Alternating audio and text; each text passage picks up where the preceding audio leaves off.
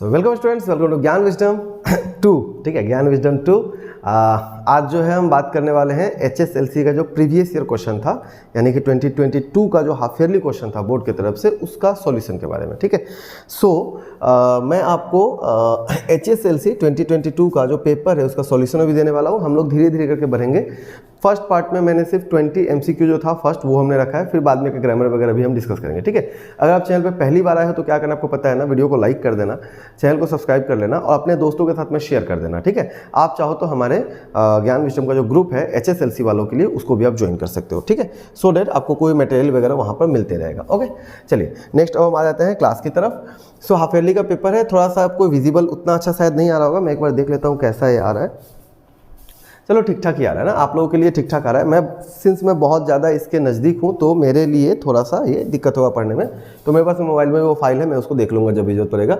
ठीक है, मैंने इसको दोबारा रीराइट नहीं किया है क्योंकि ओरिजिनलिटी का थोड़ा क्वेश्चन आया था ना। अगर मैं खुद से करके दे देता तो आपको ऐसा भी लग सकता था कि ये ओरिजिनल है या नहीं है, इसलिए मैंने उसको ऐसे ही छोड़ दिया है। ठीक है, सो देखिए पार्ट 1 सेक्शन ए क्या बोला है, चूज द करेक्ट आंसर। आपको इसमें से करेक्ट आंसर बताना है। टोटल 20 क्वेश्चंस रहेंगे, उसमें से आपको करेक्ट चूज करना है। ठीक है, पहला क्वेश्चन ही है, the corn was totally destroyed. आपने पढ़ा होगा तो कॉर्न क्या होगा, टोटली डिस्ट्रॉयड होगा। अब देखो यहाँ पर ड्रेप्ड विद सॉल्ट भी करेक्ट लग रहा है। ठीक है, बट एक क्या था, ये जमीन जो था वो ड्रेप्ड विद सॉल्ट हो गया था, तो ये बात गलत हो जाएगा। कवर्ड विद कॉइन्स, ऐसा कुछ बात ही नहीं है, कॉइन तो बारिश के बारे में किया गया है। और फिल्ड विद वाटर, बारिश हुआ होगा तो फिल्ड विद वाटर हुआ होगा, बट वहाँ पर हेलस्टोन हुआ था तो पत्थर मतलब बर्फ से पूरा जो है ढका हुआ था, तो ये सब बात गलत है। हमारे लिए क्या है, the corn was totally destroyed. आपको ये भी बात याद रखना है कि आपको बुक के लाइन के थ्रू जाना है। ठीक है, मैंने बुक में जैसा दिया गया है NCERT उसको फॉलो करना है, ना कि उसका जो भी मिलता जुलता मीनिंग हो। ठीक है, एक्चुअली होता है ऐसा है कि ऑप्शन के अकॉर्डिंग जो है आपको जो ऑप्शन मिला उसमें से आपको करेक्ट चूज करना होता है, जो सबसे ज़्यादा सही लगे। ठीक है, Lencho went up to the window, Lencho window तक जाता है टू आस्क, किस चीज़ के लिए, पैसों मांगने के लिए, इंक या पेपर मांगने के लिए, लेटर मांगने के लिए, या फिर रिमेनिंग पेसोस लेने के लिए। तो इंक और पेपर लेने के लिए गया होगा। ठीक है, आगे देखते हैं, लेटर तो वो खुद ही लिख ही रहा था, है ना। नेक्स्ट देखो क्या है, why did Lencho need money और पेसोस। लेंचो को मनी या फिर पेसो क्यों चाहिए था। पेसो क्या होता है, साथ साथ ये भी याद रखेंगे, पेसो का मतलब क्या होता है, करेंसी है बहुत सारे लैटिन अमेरिकन कंट्रीज़ के। ठीक है, so the currency of many Latin American countries. Okay, so क्या उसको पैसे क्यों चाहिए थे, क्या उसको ट्रैक्टर खरीदना था, नहीं ये बात तो नहीं है, तो ये गलत है। सिंस ये गलत है तो A एंड B भी गलत हो जाएगा, तो ये भी आपका गलत हो गया। ठीक है, अब इस कोई एक है, यहाँ पे नन ऑफ द अबव दिया हुआ है, यहाँ पर क्या है, टू शो हर फील्ड। देखो हर तो होना नहीं चाहिए, क्या होना चाहिए यहाँ पर, सर यहाँ पर होना चाहिए हिज। ठीक है, so to sow his field again, अपनी खेती को दोबारा करने के लिए। ठीक है, Lencho's letter to God was read by. अब देखो याद रखना, लेंचो का लेटर मिला किसको था, पोस्टमैन को, लेके गया था किसके पास में, पोस्ट मास्टर के पास में। ठीक है, तो पोस्ट मास्टर ने उसको पढ़ा था ना, so read by post master. Okay, according to Mandela his country's greatest wealth is. Mandela के हिसाब से उनके कंट्री का सबसे जो बड़ा वेल्थ है, जो संपत्ति, वो क्या है, क्या मिनरल्स है, टेक्नोलॉजी है, पॉलिटिकल लीडर्स या पीपल है। तो आपको याद होगा, आपने पढ़ा भी है, क्या होगा, पीपल होगा। ठीक है, चलो अगर आपको कोई भी आंसर पहले मुझसे पहले अगर चला आता है तो आप जो हो खुद ही क्या करोगे, टिक मतलब नीचे जो है ऑप्शन बोल सकते हो। ठीक है, कि नंबर 4 का ऑप्शन भी होगा। ठीक है, अगर आपको पहले ही मिल रहा है सब तो। ओके, नेक्स्ट देखिए आगे क्या दिया गया है, on the day of the inauguration के डे में मंडेला वाज अकम्पनीड बाय। अब देखो उस दिन बहुत इंपॉर्टेंट चीज़ है कि वहाँ पर वर्ल्ड डिग्नेटरीज थे क्या, हाँ सर बिल्कुल थे, वर्ल्ड डिग्नेटरी तो थे ही, है ना। चीफ लुथुली ये तो मर चुके थे, तो ये नहीं होगा। ठीक है, ये आपका नहीं होगा। डी क्लार्क था क्या, हाँ डी क्लार्क भी था। ठीक है, और जेनानी, हाँ जेनानी तो थी, बट बुक के अकॉर्डिंग क्या बोला है, मंडेला वाज अकम्पनीड बाय क्या, हिज डॉटर जेनानी ना।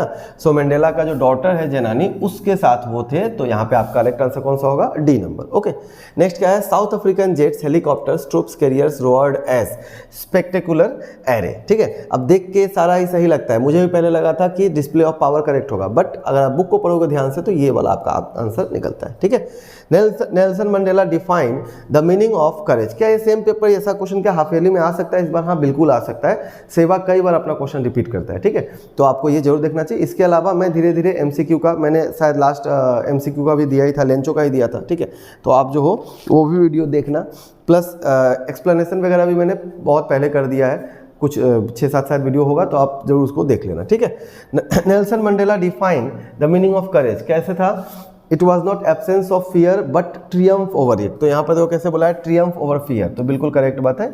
इट जो था फियर के लिए वहाँ पे आया था, ठीक है। सो एब्सेंस ऑफ फियर नहीं है, मतलब डर नहीं लगना, करेज या बहादुरी नहीं होता है, उसके ऊपर विजय पाना, उसको जीतना ना, उसको हरा देना जो है क्या है हमारा करेज का मीनिंग है, ठीक है।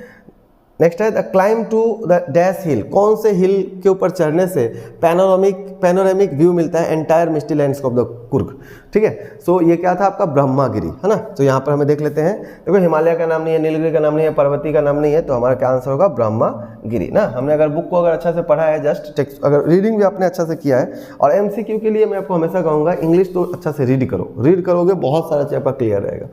The traditional dress of Coorgi people is known as kupya, एकदम सही बात है, कुपिया है। एंड इट रिजेंबल्स कुफिया, ठीक है, इट रिजेंबल्स कुफिया, जो कि कुफिया के जैसा लगता है, ठीक है। और कुलिया कुछ था ही नहीं, नन होगा ही नहीं यहाँ पर, ठीक है। चलिए आगे देखते हैं, how much area of Coorg is covered by green forest, ठीक है। सो एवरग्रीन जो फॉरेस्ट है उससे कुर्ग का कितना % एरिया जो है ढका हुआ रहता है। तो इसका आंसर कौन सा होगा, इसका आंसर आप लोग नीचे लिखो, मैं थोड़ी देर बाद में आपको इसका आंसर बताऊंगा, ठीक है। तो ये आपके लिए रह गया 10%, 20%, 30%, 40%। नीचे कमेंट में लिखो अगर आपको आता है तो। Coorg is famous for its, Coorg famous है किस लिए, कॉफी प्लांटेशन के लिए, हाँ तो फेमस है। ग्रीन फॉरेस्ट के लिए, हाँ ये भी हो जाएगा। स्पाइसेस के लिए, हाँ भी हो जाएगा।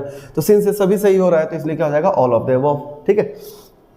I have dash B.Ed degree, अब देखो यहाँ पे आपको ग्रामर से क्वेश्चन पूछ लिया है, ठीक है। सो B.Ed के सामने क्या लगेगा, A लगेगा, N लगेगा, द लगेगा, नन लगेगा। तो N तो नहीं लगेगा।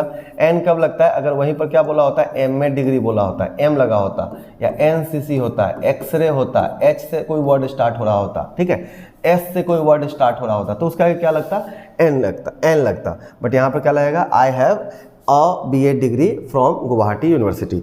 यहाँ पे द क्यों नहीं होगा सर, क्योंकि गुवाहाटी यूनिवर्सिटी बहुत सारे डिग्रीज आपको देते हैं, ठीक है, उसमें से कोई एक डिग्री आपके पास है ना। So I have B.Ed degree, okay.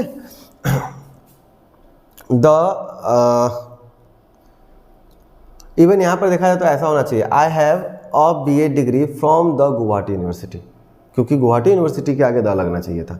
But आज के टाइम में भी यूनिवर्सिटी बहुत सारे हो चुके हैं, तो इसको भी आप हटा के रखो। The train is running dash time, अब यहाँ पर नॉर्मली होता क्या है समझना, रनिंग इन टाइम, ठीक है। रनिंग इन टाइम का मतलब, या रिच्ड इन टाइम का मतलब समय से पहले पहुँच जाना होता है। रनिंग ऑन टाइम मतलब समय पर पहुँच जाना होता है, समय पर मतलब चल रहा है ऐसा होता है, ठीक है। बट यहाँ पर ना ऑन है ही नहीं ऑप्शन में, ऑन है ही नहीं, ठीक है। तो अपने को ना इन भी नहीं लिखना है, ठीक है, बाई भी नहीं होगा, विथ भी नहीं होगा, ठीक है। तो क्या होगा, रनिंग टू टाइम। अब ये जो है ना थोड़ा सा पुराना वाला जो इंग्लिश है उसके अकॉर्डिंग, जो इंग्लिश मैन वगैरह थे, रनिंग टू रूटीन, ठीक है। रन टू रूटीन का मतलब होता है एज पर द रूटीन, मतलब सही टाइम पे चल रहा है, तो the train is running to time, ठीक है। How do the eyes of tiger look, I guess brilliant होगा इसका आंसर, आपको पता होना चाहिए, ठीक है ना।